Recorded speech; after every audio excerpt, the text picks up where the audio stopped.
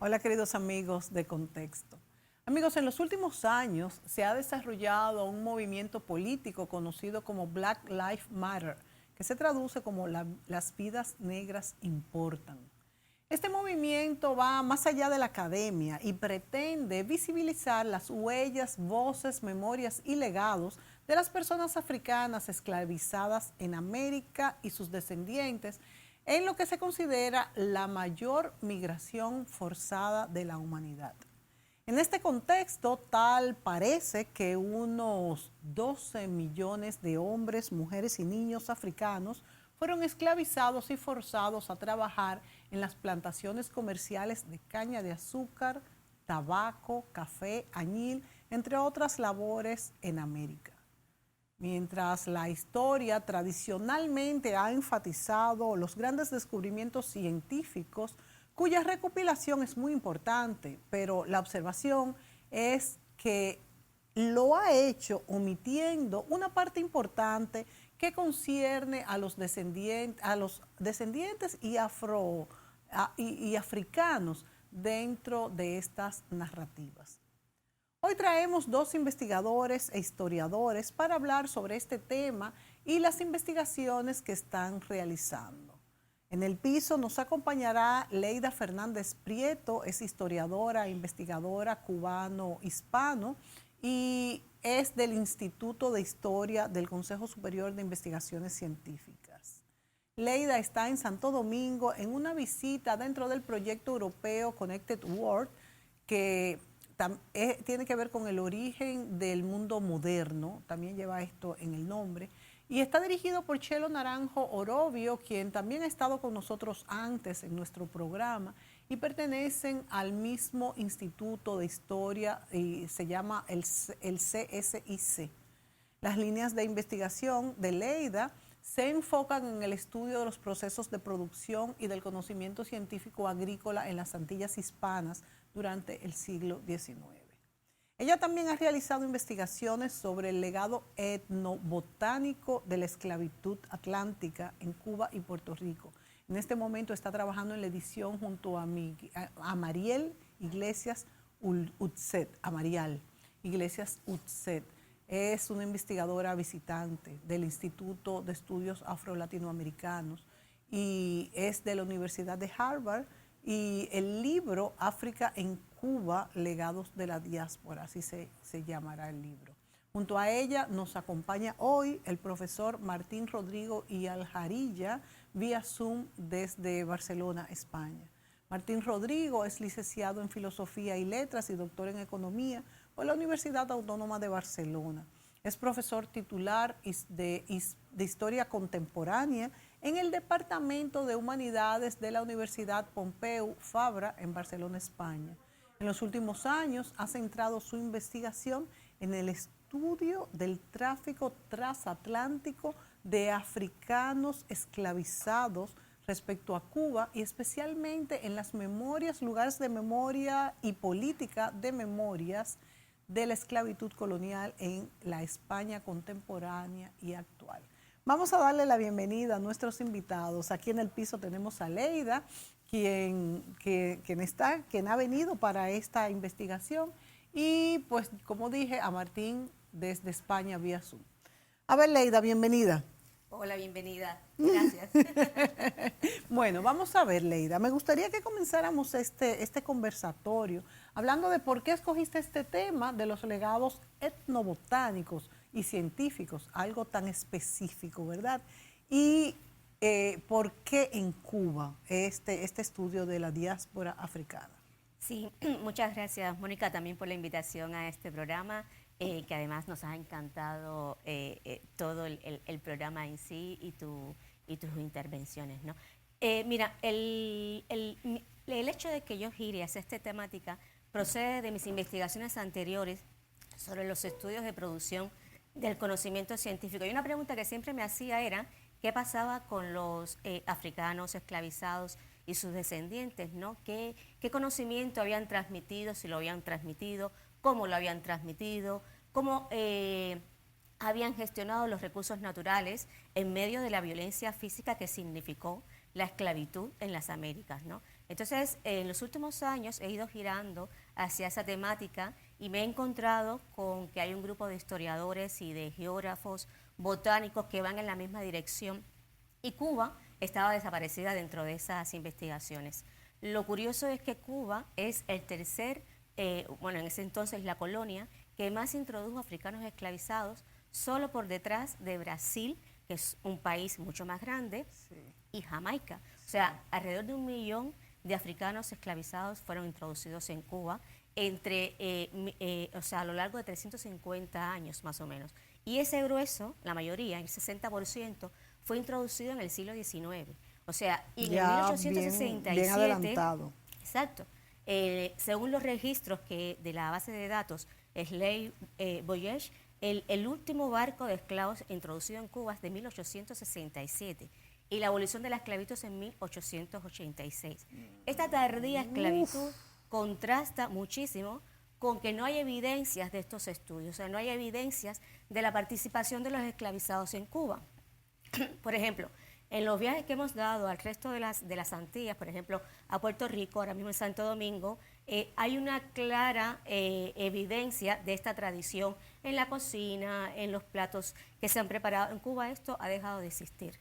Entonces, bueno, pues nos preguntamos qué pasó, cómo se ha desarrollado y hasta aquí, por eso Wow, pero qué interesante. Entonces, el último barco que llegó a Cuba de esclavizados fue en 1800... Sí, perdón. ¿En sí. 1867? 67. 1867. ¿Y la abolición de la esclavitud? 1886. Solo por detrás, o sea, por delante de Brasil, que fue la última, en 1888. Bueno, creo que debemos hablar primero, dentro de todo este contexto, hablar sobre el viaje, que se convertía en el preludio de lo que sería, ¿verdad?, esta nueva y tormentosa vida para los esclavizados. En este sentido del viaje, ¿qué nos puedes decir? ¿Cómo describir cómo venían estas personas? Para anteceder al viaje, cómo fueron capturados también? Y todo esto hasta que llegan a América. Mira, la esclavitud es una cosa que involucra a muchos actores, no solamente a los propios esclavizados, sino también a los propios africanos, que muchos de ellos en guerras, también esclavizaban a los propios africanos y luego los compraban, o sea, los vendían a los traficantes de esclavos. Además, los traficantes de esclavos tenían factorías que ya ahí los agrupaban a todos y los mantenían en un orden determinado para esperar a que los barcos llegasen. Además, debo decir que en el caso de Cuba, que es una cosa bien interesante, a partir de 1820 el comercio es ilegal. O sea, Gran Bretaña y España firman un convenio para hacer el tráfico ilegal y después se vuelve a repetir esa prohibición en 1835. Con lo cual, después de 1820 y hasta que se acaba la trata, ese comercio es ilegal.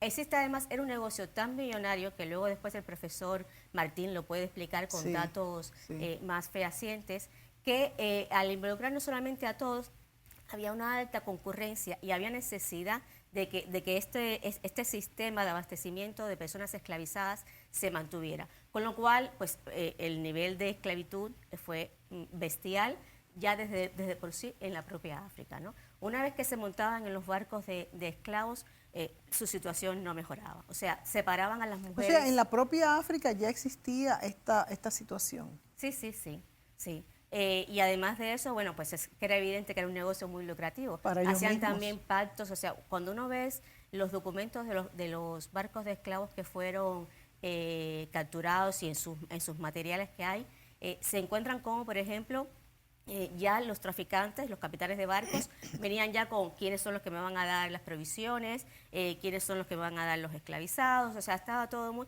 Y además estaba todo estructurado, era un negocio, pero las tribus que vendían otros esclavizados eran tribus contrarias. Bueno, dependía... ¿O no tenía que ver? No, era dependía tan cruel. O sea, cada sitio tenía su jefe tribal, ¿no? Por ejemplo, en el caso de Nigeria estaba el rey Gesso, en los años 50 y con él hicieron también los españoles muchísimos negocios. Directamente los españoles, porque los portugueses eran los que más Sí, pero después eran los sí, intermediarios. pero los portugueses ya después fueron cediendo su know-how, como Sí, decimos nosotros. su marca registrada. Exactamente, y también estuvieron participando no solamente los españoles, también estuvieron los británicos, los franceses, los ya daneses. directamente con estas tribus africanas. Sí, cada uno sí. Y estos jefes africanos, ¿en qué se basaban para escoger estas personas para esclavizar? Porque me imagino que de su propia tribu no lo hacían, ¿o sí? No, claro, eran de las guerras De con las las otras, contrarios, claro, de con los- las otras los que etnias, capturaban. y los capturaban. Y además, por supuesto, exigían un tipo físico y sobre todo muchos jóvenes. O sea, en un momento determinado de la esclavitud hacia Cuba, hubo un alto porcentaje de niños y de niñas, porque se estaba buscando siempre, bueno, pues el trabajador fuerza. ideal que pudiese aguantar toda el rigor de las plantaciones y del clima que había en Cuba, ¿no? O en América en general. Estos barcos, ¿qué contaban?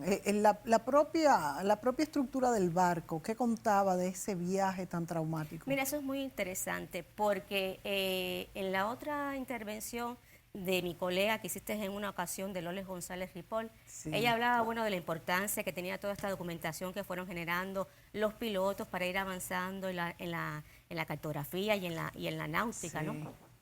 Y poco se ha visto de esta misma importancia para el caso de los viajes esclavistas. Y funcionó exactamente igual. Es decir, en ese caso sí que es verdad, y sobre todo cuando el comercio se hizo legal, y que se necesitaba que se adaptase a las condiciones, bueno, pues que los barcos británicos no los pudieran capturar, que pudiesen entrar un poco más, que además también se ve la evolución de la tecnología, que eso después te lo comento. Pero el caso es que los capitanes de esclavos, o sea, los capitanes de barco y los pilotos sobre todo, sí que iban dejando en sus cuadernos pues cuándo era el mejor momento de la trata, no solamente para la disponibilidad de alimentos, que eso es importante, que es lo que me interesa a mí, sino Sí. también para cuándo las corrientes eran mejores, cuándo los meses eran lluviosos o los meses eran cálidos. O sea, era una estructura muy bien fundamentada en función de la trata, que después fue importante también para la navegación. Por ejemplo, hay un piloto de uno de los barcos de esclavizados, un piloto español, que en los años 30 hace una memoria de viaje sobre su viaje o sus viajes al África, ¿no? Bueno, pues este piloto terminó siendo el primer director de náutica de la Sociedad Valenciana, de la Sociedad Económica y Náutica de Valencia. Entonces, hay siglo XIX. Sí, siglo XIX. Aquí también ves el trasvase de esos saberes, ¿no? Y todo esto creo que forma parte también de la historia que nos ha contado, ¿no? Claro. Y que ahora empieza a contarse y cada vez más hay estudios con relación a estas cuestiones. Y en el caso de la tecnología que te mencionaba, también es muy importante porque la evolución se ve bien. Por ejemplo, en los años 50, 60, ya los barcos habían introducido tecnología de punta, o sea, el vapor ya estaba introducido en los barcos. Y Julián de Zulueta, por ejemplo, uno de los principales traficantes de esclavos en Cuba, español, al final logra cargar, o sea, el cargamento de ellos eran de 1000 y pico de personas esclavizadas. Imagínate eso en los barcos de esa época y que duraban además los viajes, por supuesto, cuando esta tecnología se introduce, menos tiempo, pero eran largos. Claro, que largos, sin baño, sin ningún tipo de... Y la alimentación, me imagino, muy precaria. Este comercio de esclavizados, Leida, formaba parte de un comercio triangular, o sea que traían los esclavos y se iban llenos de mercancías, estos mismos barcos, para aprovechar lo que se llamaba el flete, vamos a decir. De manera que era como tú dices, un comercio muy bien estructurado y que formaba, estas personas eran una mercancía simplemente. De hecho, muchas veces si se enfermaban, tengo entendido, hasta que los arrojaban al agua. Sí. O sea, si se enfermaban y además se sublevaban y los mataban y los tiraban directamente al mar. O sea, hay, por ejemplo, altas mortalidades durante los viajes, tanto por enfermedades como por sublevaciones. Por ejemplo, había a veces hasta el 90% de la carga que se perdía. No era el interés de los traficantes, por supuesto, ni de los capitanes, porque era una mercancía. Los cuidaban. La alimentación sí que era mala, pero también cuidaban que hubiese por lo menos una alimentación básica para evitar también que se murieran, porque en definitiva eso era... ¿Qué le daban? ¿Cuál era la comida? Mira, fíjate, es uno de los estudios por los cuales también por estoy eso te digo, como tú interesada, eres... porque claro, Cuba, o sea, los barcos de esclavos hacia Cuba, existen pocos estudios sobre esto y eso es importante no solamente para ver las provisiones que se llevaron, sino para ver cómo los africanos esclavizados y sus descendientes pudieron manejar o apropiarse de esta cultivos o provisiones para reproducirlos en América. Hay un caso muy importante, por ejemplo, que yo he estudiado, que tiene que ver con el ñame que todos comemos hoy en día, Sí, y que sí, sin embargo para África significaba un cultivo religioso, simbólico, donde las mujeres casi nunca pudieron cultivarlos, determinadas variedades porque eran patriarcales, o sea, la transmisión era muy de los hombres y de la religión. O sea que ¿no? el cultivo en estas personas era patriarcal. Algunos, por ejemplo, en el caso ¿Y del por ñame, qué? bueno, pues porque tiene que ver también con su conocimiento ancestral y su simbología, ¿no? Esto un africanista te lo podría explicar mejor, pero de lo que yo puedo comentarte, por ejemplo, es que ellos pensaban, asociaban que el cultivo del ñame fue también asociado mucho a la domesticación de la agricultura, o sea, al surgimiento de la agricultura, y lo veían como una señal de Dios, de fertilidad. O sea, Pero ellos, debería ser asociada a la mujer, por eso es que me extraña. no, no, porque determinadas variedades eran muy directamente el hombre era el representante de esa cosmovisión religiosa, ¿no? Y las Wow. mujeres no podían llegar pues porque eran impuras en algún momento, o sea, por ejemplo, las mujeres que menstruaban estaban prohibidos que se acercasen a A los cultivos o a determinados a cultivos. determinadas variedades del cultivo del ñame, por ejemplo, del ñame. O sea, qué locura, porque no a todos los cultivos, sino a No, algunos. a los algunos que ellos significaban, o sea, que tenían una gran significación religiosa. Esto es un tema bastante complicado y profundo, pero sí que es verdad que producto de lo que ya llega a América y de las adaptaciones y las readaptaciones, esto va cambiando, estos roles de género van cambiando. Y, por ejemplo, se ven ya muchas mujeres que sí cultivan el ñame en América. Entonces, esto, de hecho, fíjate, eso es importante, que hoy en día, por ejemplo, en Colombia, en el Caribe colombiano, o en otros sitios, en Puerto Rico también, el ñame es tan importante que hay festivales del ñame. Y en Nigeria sigue siendo evidente el festival del ñame. Eso es muy Interesantísimo. muy curioso. Aquí Sí. comemos mucho ñame. O sea, víveres en general, el dominicano come mucho. Bueno, todos los que nos están viendo que son dominicanos lo saben. Nos gustan los víveres y de hecho la, la ingesta calórica que tiene se ha descubierto que es muy importante. Sí, Tanto sí. los guineitos, los plátanos, la batata que tiene una ingesta. Además, son cultivos que se adaptan mucho a los cambios climáticos, Sí. a las sequías, a la erosión de la tierra, en fin. Tú hablaste de una diferencia de las cosas que hacían las mujeres y los hombres en los esclavizados. ¿Algún trato más distinto entre ellos como africanos y algún trato distinto a ellos como transportados esclavizados? Sí, se les separaban. O sea, los hombres estaban separados de las mujeres y de los niños. En el transporte. En el transporte, porque evidentemente temían la comunicación entre ellos y los hombres solían ser los que se sublevaban con más facilidad, ¿no? Entonces, pues los tenían con mucho más controlados. Además, no sé si has visto imágenes de los barcos de esclavos por dentro, pero los hombres iban, o sea, abrían las piernas y se sentaban uno, o sea, dentro de otro. Wow. Iban como, y además, imagínate, Wow. 1000 personas esclavizadas en un barco de esclavos, por ejemplo. Te podrás imaginar que por mucha capacidad que hubiese, iban en condiciones infrahumanas. De hecho, muchos morían.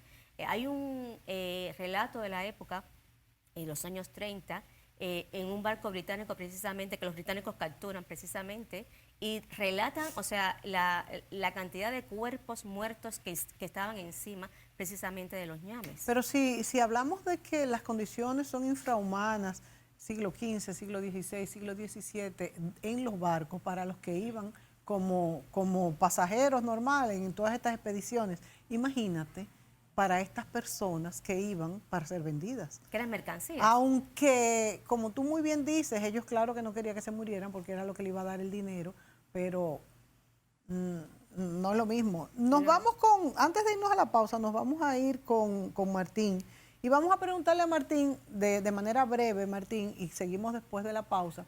Quisiera saber cuál fue la participación de las distintas potencias de la época y de España, tú como español, en esta trata de esclavizados. ¿Cuál fue la participación de las potencias? No te escuchamos, Martín. Tienes que encender tu micrófono. Hola. Hola, adelante. Sí, pues si lo tengo, no lo he tocado. Hola. Ah, fue aquí, muy bien. Continúa, Martín. Vale.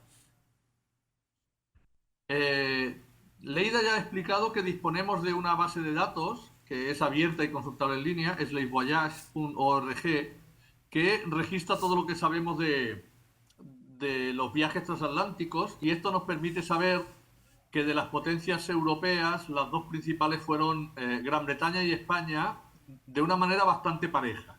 ¿Mm? El gran mercado de esclavos en América fue Brasil, con más de 4 millones de africanos que llegaron, pero en el caso de las colonias españolas estamos hablando de 2.072.000 y en el caso de las colonias británicas 2.050.000.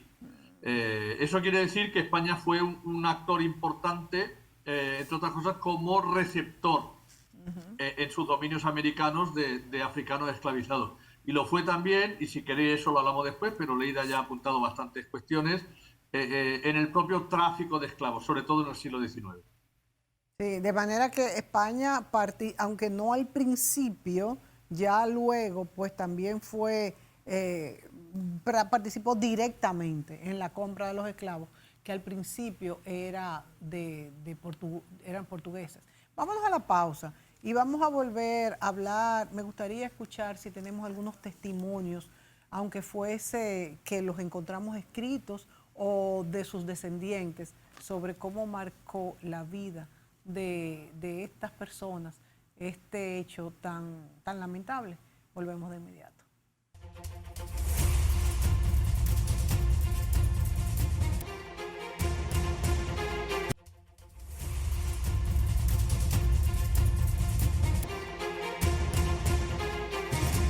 Continuamos con Leida Fernández Prieto y Martín Rodríguez y Aljarillo, quien está desde Barcelona.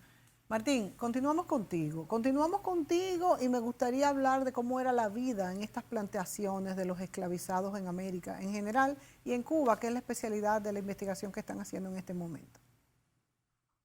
Bueno, la verdad es que el día a día y el trabajo cotidiano de las personas esclavizadas en las plantaciones era realmente muy duro. Y las reglamentaciones incluso que intentaban organizar ese trabajo, están hablando de que en la época de la zafra podían trabajar 16 horas seguidas, 6 días a la semana, incluso una parte también el domingo.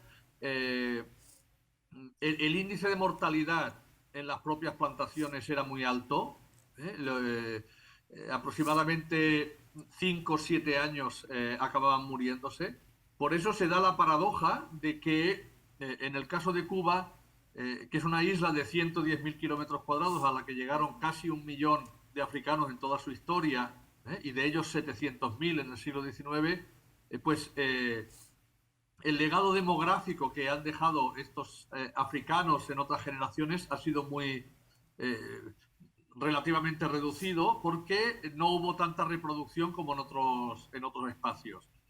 Las jornadas de trabajo, como digo, eran muy duras, no podían salir de las plantaciones, por la noche cuando dormían se les encerraba en los barracones, no se les dejaba salir. Aunque eso sí, tenían algunos espacios de una cierta autonomía vinculado a los conucos, que era una especie de pequeñas plantaciones que ellos trabajaban y que Leida puede explicar mucho mejor que yo el significado, ¿no?, de esos conucos en el mundo de la plantación. Martín, en la isla La Española, en aquella época, la isla de Santo Domingo, bueno, tuvimos la independencia de Haití, que fue la primera independencia después de los Estados Unidos y de hecho la primera independencia negra en América. Pero antes de esto, vemos que, según lo que yo tengo entendido, es que tenemos una situación diferente, quizás por la misma pobreza que vivió la isla una vez que se descubrieron yacimientos de plata y oro y otros metales y tierra firme. México, por ejemplo, era más grande que España, era más populosa y era muy rico.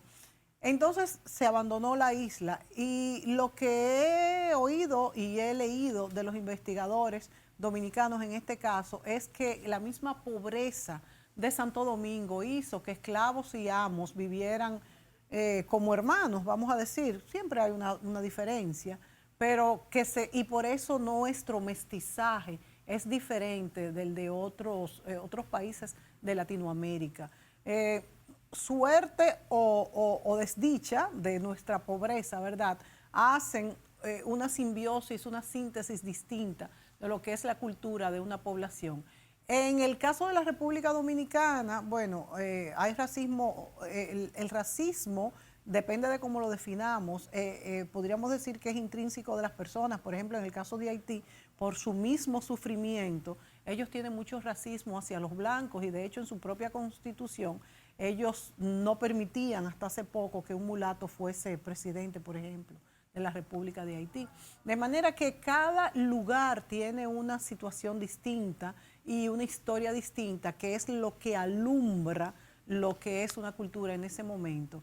Pero Cuba, que es la especialidad de ustedes, sí había esas grandes diferencias, quizás porque Cuba era una colonia muy rica por lo mismo del azúcar. ¿Es así como yo pienso? Bueno, lo primero que hay que decir es que el escenario idílico de la esclavitud en Santo Domingo no lo es tanto como plantea esa idea un tanto romantizada. En las primeras décadas del siglo XVI hubo trapiches de fabricar azúcar en Santo Domingo, Sí, sí. y la primera rebelión de esclavos que hubo en América fue precisamente en Santo Domingo en 1522. Sí, Lo que Martín, sucedió, déjame aclararte que yo te estoy hablando a la segunda mitad del siglo XVI, porque la primera, estoy totalmente de acuerdo contigo. Es cuando ya sí, viene sí, la parte de la España boba y la pobreza en Santo Domingo. Pero la sí, primera mitad del siglo XVI fue de mucha crueldad para los esclavizados. exacto. Por eso digo que, digamos, que todo forma parte digamos, de nuestro pasado. La paradoja en el caso español es que, digamos, Castilla fue el primer reino europeo en establecerse en el mundo del Caribe. Fueron también los primeros que empezaron a fomentar el desarrollo de cultivos de plantación como el azúcar, y ya hemos hablado de Santo Domingo, pero rápidamente por su interés en los metales preciosos y en el continente lo abandonan, y luego serán británicos, neerlandeses, franceses los que desarrollen economía de plantación.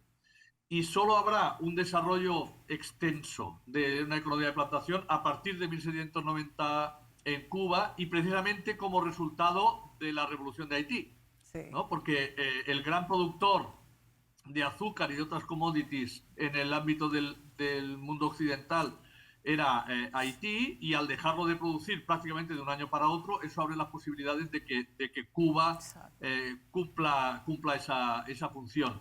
Y sí, se desarrolla en muy corto periodo de tiempo un sistema de plantación, digamos, bastante salvaje, y que, como digo, acaba con la vida de buena parte de los africanos. Pensemos una cosa. A lo largo de toda la historia de Estados Unidos no llegaron más de 500.000 de africanos, mientras que a Cuba llegó prácticamente 1 millón. Es decir, a Cuba llegó el doble de Sí, africanos que a Estados Unidos. Sin sí. embargo, cuando acabó la esclavitud en Estados Unidos, ese menos de 500.000 de personas se había transformado en casi 5 millones de esclavos. Sí, es verdad, eran esclavos, pero eran hijos, nietos, bisnietos que se habían ido pudiendo reproducir. En el caso cubano no fue así, por la alta mortalidad, por las malas condiciones de vida y de trabajo de estos africanos. Qué dato tan interesante acabas de dar de cómo en Estados Unidos sí se reprodujeron en muchísimos más, siendo menos los que llegaban, versus la situación de Cuba, donde parece que el maltrato era tal que morían muchos.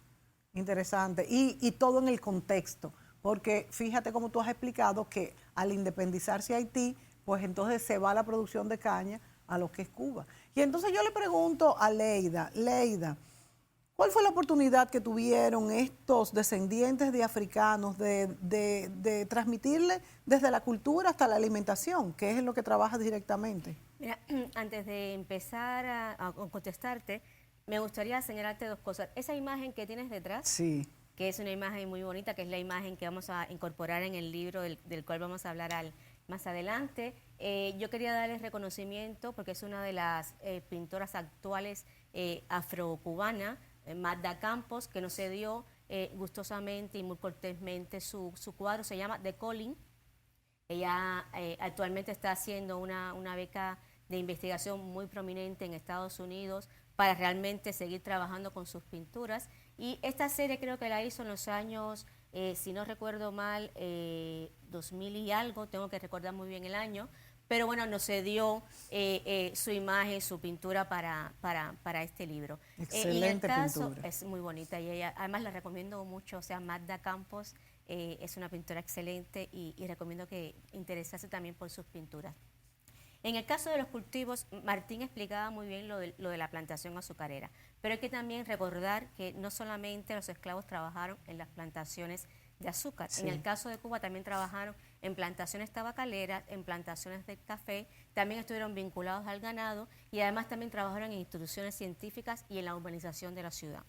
Todas estas historias de esclavizados las tenemos que contar, porque el acceso no fue siempre igual y la esclavitud, aunque fue algo horrible y las condiciones también eran infrahumanas para muchos de ellos, algunos tuvieron oportunidades de ejercer cierta autonomía, como hablaba Martín, e incluso los que estaban en las plantaciones azucareras los domingos les dejaban unas horas para cultivar lo que Martín llamó como conucos, que son pedazos de terrenos pequeños para el autoconsumo y que muchas veces suplió la dieta de alimentación de los propios esclavizados, o sea, los propios amos entregaban ciertos pedacitos de terrenos o pedazos de terrenos para que ellos los cultivaran para su autoconsumo y luego lo que sobraban lo podían vender. Esta práctica, te digo, no fue igual, por ejemplo, en el cultivo del tabaco tuvieron mucha más facilidad para desarrollar estos conucos y de hecho se convirtieron algunos en productores del tabaco, que también es una historia apasionante e interesante, pero en el caso del azúcar, por ejemplo, ya en los años 40, que se llaman como de la segunda esclavitud, porque hay una intensidad en la entrada de esclavizados y en la intensidad también en la producción, sí que se instala el barracón y ya esta posibilidad de que ellos tenían de los conucos se distancia un poco, pero no desaparece. ¿Qué pasa con estos conucos que son tan importantes para los estudios que estamos realizando en la actualidad? Se les consideran por algunos como estaciones informales de los esclavizados o jardines botánicos los desposeídos. Y aquí ellos podían cultivar no solamente las provisiones que llegaron a América, como por ejemplo el ñame que ya hemos hablado, sino también otras que encontraban en América. La yuca, el maíz, el arroz, y todas estas fueron como una especie de mestizaje, de fusión entre los cultivos que transmitieron ellos un conocimiento que ya sabían de su cultivo, o sea, un conocimiento alimenticio, medicinal, religioso, que hay que rescatar. Pero en el caso de Cuba se ha rescatado mucho la religión. Todo el mundo conoce la santería, la importancia que tienen también las plantas medicinales, los llamados hierberos, hay muchísimos estudios sobre eso, pero no tanto de los otros cultivos. Y entonces esta historia pretende darles el lugar que nunca debió ser olvidado, ¿no? ¿Cuándo va a estar el libro listo? Pues el libro ya está listo, estamos a la espera de que salga y debe salir antes de mayo, o sea que yo pienso que ya esté listo. Fantástico. Vamos a ver si Martín, antes de irnos a la pausa, nos habla sobre algún testimonio que se haya podido recoger, Martín. Pues la verdad es que uno de los problemas que tenemos es que no hay testimonios de africanos esclavizados. Pero sí, en el caso de Cuba, sí disponemos de una autobiografía escrita por alguien que nació ya en la esclavitud, que nació ya en la isla, que es Juan Francisco Manzano, que una persona, digamos, que tenía dotes para la literatura, tenía dotes para la poesía, y que, aun siendo esclavo, puso por escrito su vida, y aunque fue bastante comedido porque seguía siendo esclavo, yo invito a todo el mundo a leer esta autobiografía de Juan Francisco Manzano, porque Juan Francisco Manzano, ¿y dónde la conseguimos? Está en línea. Bueno, está en supongo línea. que está editada en papel, pero como es un libro que no debe tener ya copyright, seguro que hay PDFs en línea que se pueden descargar y que explican, reproduce muy bien lo que era la violencia cotidiana de un esclavo de servidumbre doméstica, al que se le castigaba mandándolo a la plantación para que se portase bien, y portarse bien era un concepto un tanto ambiguo, porque por cualquier cosa, siendo niño, le castigaban, le pegaban, Algo le ponían el paradójico, cepo. algo paradójico, Martín, porque nos imaginamos que si un esclavizado trabaja en el servicio doméstico, pues se va convirtiendo en parte de la familia por el trato diario, pero esto no siempre es lo que tenemos en la mente, ¿verdad? Exacto, sí, sí, lo que más llama la atención cuando uno lo lee es que no cuadra con esa idea. Seguramente había situaciones diferentes según las familias, pero en este caso era terrible. También vemos cómo es un niño que se cría lejos de la madre, cómo venden a los hijos y que no están, digamos, con el padre, con la madre, las dificultades de esa vida cotidiana que ellos arrostran y que consiguen mantener ciertas estructuras familiares a pesar de que la esclavitud no lo hace fácil y que la legislación no siempre está a favor de los esclavizados. Bueno, este sería todo un tema, Martín, hablar sobre esa separación de la familia, principalmente de los niños pequeños que se quedan sin identidad, sin saber.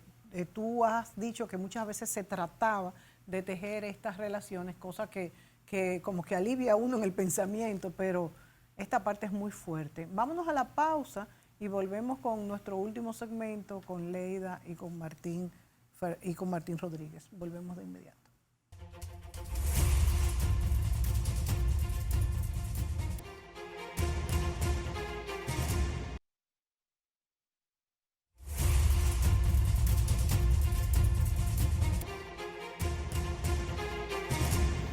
Amigos, Leida Fernández Prieto y Martín Rodríguez y Aljarillo nos acompañan en esta entrega hablando de la esclavitud, de los esclavizados que vinieron a América a trabajar forzadamente. La verdad es que escuchándolos hablar, uno primero que se espeluzna, claro que uno sabe estas realidades. De hecho, la antigüedad fue muy dura para todos, no solamente para los esclavizados que vinieron desde África, los señores feudales que de hecho hasta poseían a las muchachas la primera noche de un casamiento, todos estos abusos que se vivieron en el mundo.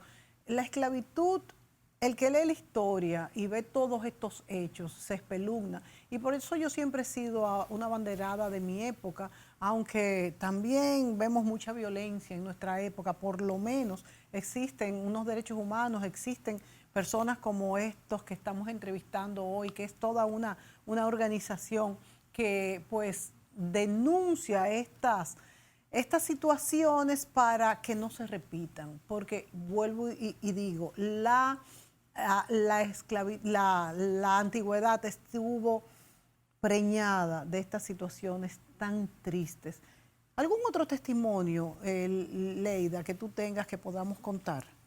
Sí, Mónica, en los últimos años y gracias a la documentación que se ha ido recuperando de los barcos de esclavos que fueron capturados por los británicos, existe mucha documentación, tanto en Cuba como en Gran Bretaña, que se pueden encontrar rastros muy tenues, muy ligeros, muy escondidos quizás de estos testimonios, pero que los podemos recuperar. Pero antes de eso quisiera también decir que al hilo de lo que decía Martín, hay también una biografía de un cimarrón, del último cimarrón, que se publicó por un antropólogo cubano, Miguel Barnet, que le hizo una entrevista al que supuestamente, claro, no es cierto, pero bueno, esta es en parte de la historia, al último cimarrón que hubo en Cuba. Y es precisamente un antiguo esclavo que se sublevó y que ya muy anciano le relata todas las vivencias a Miguel Barnet, y se llama Esteban Montejo, él, y se llama así Biografía de un último cimarrón, que es también muy interesante porque da muchas pautas, no solo de la vida, sino también de lo que pasaba cuando se sublevaban, cuando se iban a hacer cimarrones, ¿no? Y volviendo a la documentación de la época, por ejemplo, yo he encontrado, no era lo más importante para los estudiosos, siempre se han concentrado en la agencia para acudir a la justicia para la libertad, ¿no? Pero cuando se les hacía entrevistas o se les preguntaba en qué momento habían llegado, quién los había llevado, qué habían comido, sí que se transmite esa información y hay que recuperarla. Por ejemplo, hace poco yo encontré un testimonio de una en Puerto Rico de cómo, por ejemplo, un esclavo acabado de llegar entra a una cocina y va directo a hacer su comida, o sea, a freír viandas o a hacer cosas como ellos lo hacían. Entonces, esta es una buena información para eso. Otra información de un testimonio es cuando llegan y le dicen, Claro, porque cuando eran capturados los alijos, que eran como se llamaban las desembarcaciones de esclavizados en Cuba, los tenían que abandonar. Y claro, en un momento determinado, cuando los abandonan, no tienen esa infraestructura para alimentarlos, para llevarlos, se quedan solos. Y en ese contexto de soledad, en medio de un hostil, que además acaban de llegar, claro, y muchos no comen durante 2 días, no toman ni agua, ¿de qué sobreviven, ¿no? ¿y por qué los tenían que abandonar? Pues lo abandonan porque los están persiguiendo a los traficantes de esclavos y a los que están en eso, los capitanes pedáneos, porque era prohibido, o sea, era un comercio ilegal. Pero ¿y entonces cómo recuperaban el dinero? Bueno, en algunos casos te estoy hablando de esto que eran muy contadas excepciones, Sí, la mayoría eran exitosos. que los abandonaban. Claro, los abandonaban en última instancia y no era una práctica común, ¿no? Pero estos que abandonan, cuando son interrogados, sí que dan esta información. Pero estos se quedaban libres, entonces. No, a ver, eso es una pregunta bien interesante. Por la firma del Tratado Británico se suponía que estos esclavizados, una vez que fueran capturados y que fueran el barco capturado, quedaban en libertad.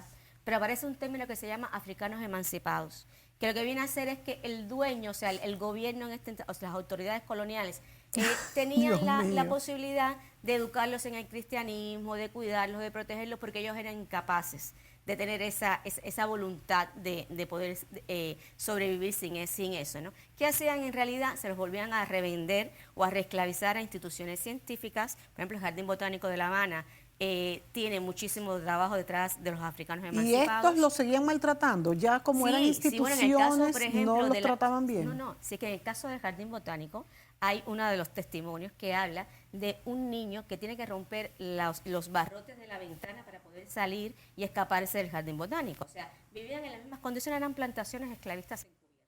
Entonces, todas estas historias son las que estamos también intentando sacar adelante, o sea, que se vean. Terrible. Que no eran tan diferentes de otros sitios de esclavitud. Me gustaría también, Leida, vamos a preguntarle a Martín para hablar de las políticas de reparación que están, vamos a decir, en boga para tratar de hacer algo contra esto esto tan cruel que se practicó durante siglos. ¿Qué se está haciendo? ¿Qué están haciendo las potencias involucradas? Y España, básicamente, que es la que ustedes más conocen. Bueno, la verdad es que España y Portugal también son los dos países europeos que no han sido capaces de abordar desde las instituciones políticas de memoria sobre lo que estamos hablando, que no hay que olvidar que ha sido declarado tanto por la UNESCO primero como por la Asamblea General de Naciones Unidas después como un fenómeno, el del tráfico de personas esclavizadas y de la esclavitud, que han atentado contra los derechos humanos y que merece ser recordado, ¿no? En España no hay políticas de memoria, no se explica en los libros de texto, por ejemplo, no hay memoriales que nos ayuden a recordar estas cuestiones.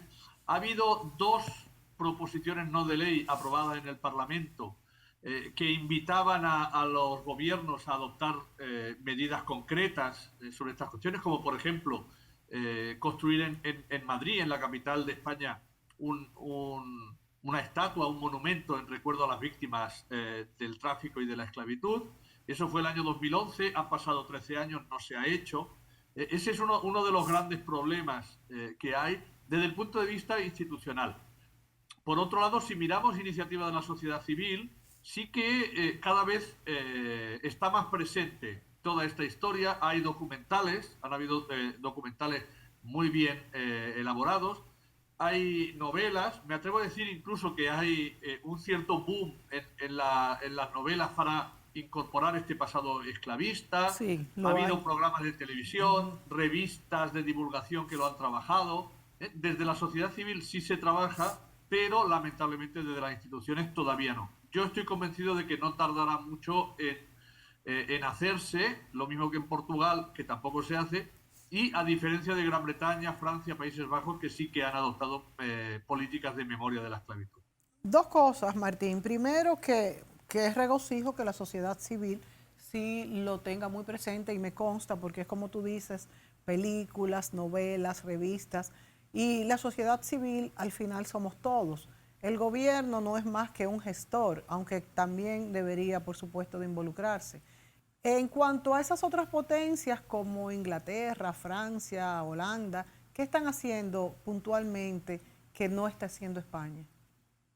Bueno, lo que ha habido hasta ahora podemos decir que son medidas simbólicas, de reparación de la esclavitud, aunque hay algunos movimientos que reclaman medidas que no sean solo simbólicas, sino también materiales.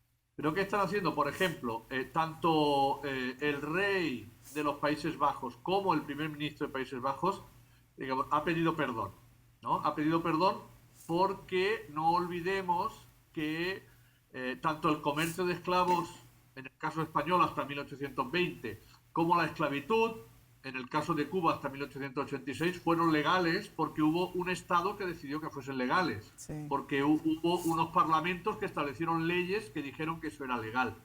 Y por lo tanto hay una responsabilidad institucional. Eso en el caso de Gran Bretaña se ha hecho. En el caso de los Países Bajos se ha hecho. En el caso de Gran Bretaña, por ejemplo, en Liverpool, que fue el principal puerto negrero de Europa, hay un museo de la esclavitud atlántica, y desarrollan una serie de trabajos. Hay monumentos en diferentes ciudades portuarias británicas. Se conmemora un día internacional en recuerdo de las víctimas del tráfico de esclavos, que es el 25 de marzo, que estableció la Asamblea General de Naciones Unidas hace ya 18 años, en 2006. En el caso de Francia hubo una ley, la ley Taubira, que obliga a explicar todo este pasado en los libros de texto, que hay un monumento en los jardines de Luxemburgo en París, donde una vez al año el presidente de la República hace un acto simbólico en recuerdo de las víctimas. Es decir, se han hecho exposiciones, forman parte de exposiciones permanentes de museos. Martín, se nos acaba el tiempo y veo que otros países que no son España están más, vamos a decir, están reconociendo más esta crueldad que se hizo. Ahora, también yo digo, no sé, porque son cosas muy controversiales, pero yo como dominicana, que tenemos al lado el gran problema de las penurias que pasa el pueblo de Haití, quizás también ahí fuera una buena forma donde las potencias que de hecho estuvieron envueltas en todos estos esclavos que se llevaron a Haití, en este caso Francia principalmente, pudiesen ayudar un poco más a solucionar todo este problema, porque son personas que están sufriendo mucho y no todas son barbecue y otros que se pegan fuego unos a otros, y que Francia le tuvo una deuda, por lo cual también son más pobres hoy, una deuda inmensa que tuvieron que pagar por su libertad. O sea que lo que quiero decir, los felicito a ustedes porque están logrando estas cosas, pero no todo es pedir perdón, que no va a servir de tanto como solucionar una solución que es producto de esa poca atención que le pusieron a ellos, a todos estos esclavizados que llevaron allí y tiraron y no se mezclaron, porque fíjense y por eso ellos tienen todo este odio dentro, que por eso digo que no lo tenemos nosotros los dominicanos, porque aquí sí nos mezclamos. Entonces, hay mucho que trabajar todavía con este tema. Leida, no sé si te quieres despedir, nos queda menos de un minuto. No, sí. Creo que terminar junto con lo que estás diciendo. O sea, estos estudios son necesarios para ver también que los legados tienen que incorporar esa violencia, porque no es más que una reacción. Claro, es un reflejo. Exactamente, de acomodarse, ¿no? De poder sobrevivir en una sociedad que los está explotando y que los está maltratando y que nunca les ha reconocido. Aún hoy, por ejemplo, podemos ver condecoraciones o estatuas o monumentos a los hombres, a los grandes científicos, la mayoría son blancos y europeos, pero no hay, por ejemplo, tampoco ni siquiera en Cuba, ni con la ruta del esclavo, esas conmemoraciones. Aquí, de hecho, tenemos la estatua de los tres, la de Enriquillo, la de Lemba como africano y la del español. O sea, nosotros hemos tratado, y yo creo que eso, pues aquí hay mucha violencia, pero hay más violencia de género y callejera, pero no hay esa violencia racial. Y yo por eso lo menciono, porque me da orgullo que no la haya. Sí, pero déjame decirte que también hay una violencia racial encubierta. O sea, a veces nosotros decimos que no somos racistas, pero cuando vamos, por ejemplo, al lenguaje cotidiano, a los dichos, a las expresiones populares, si rascamos, sí que lo vemos. Sin embargo, aquí que te digan negra es un piropo. Mi negro, Ariel, mi negro, ¿cómo tú estás? Ese es mío. Sin embargo, que Así te que digan, mira Blanca, es una ofensa. Para que tú veas. No, sí Para que tú veas. es muy interesante, pero Sí. es exactamente el término negro, pero esto ya es Sí. otro programa.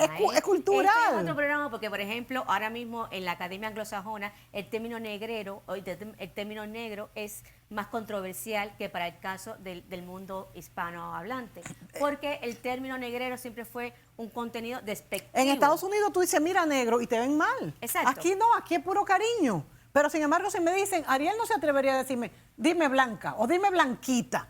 Aquí decir dime blanquita es como te estoy desnostando. Dime si no es verdad, Ariel. Y si yo te digo, dime mi negro, que tú me dices, coño, Mónica sí me quiere. Mónica sí me, esa es mía. ¿En qué priva esa blanquita? Si Ariel me dice, mira esa blanquita, sin embargo, si Ariel dice, aunque yo sea blanca, mira esa negra es mía. Coño, esa es Mónica la mía. Para que, señor, estos términos culturales tienen muchas cosas. Eso Gracias sí, a Martín, sí, no. gracias a Leida por estar aquí. Y nosotros los dominicanos estamos orgullosos de serlo. Gracias, Leida. Gracias a ti, Mónica. Un abrazo, Martín. Hasta luego. Gracias, amigos.